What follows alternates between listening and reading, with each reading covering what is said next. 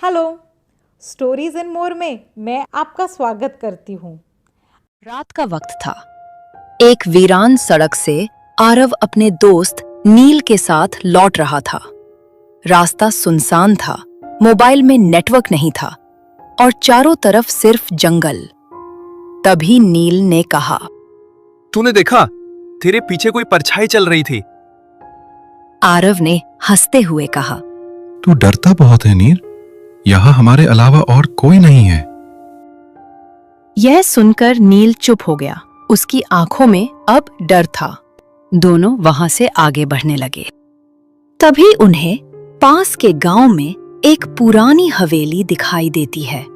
दोनों दोस्त उस हवेली की तरफ चलने लगते हैं।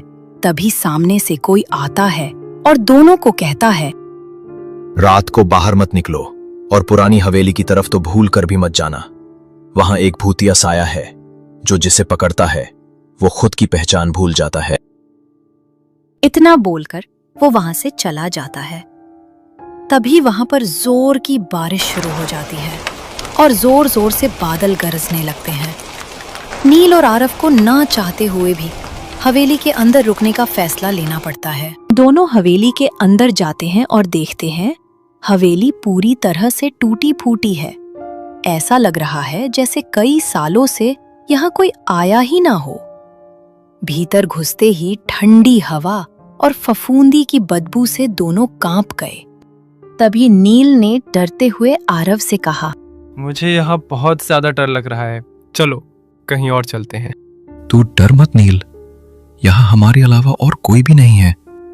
सिर्फ एक रात ही तो निकालनी है, फिर कल सुबह यहाँ से जल्दी चले जाएंगे। इतना बोलने पर नील आरव की बात मान लेता है और सोने चला जाता है। थोड़ी देर बाद नील सो जाता है, लेकिन उस आदमी की कही हुई बात उसे अंदर ही अंदर खाए जा रही थी। उसकी आंखों में डर साफ दिखाई दे रहा था। आरव कमरे में रखवाली करने लगता है और नील सो जाता है।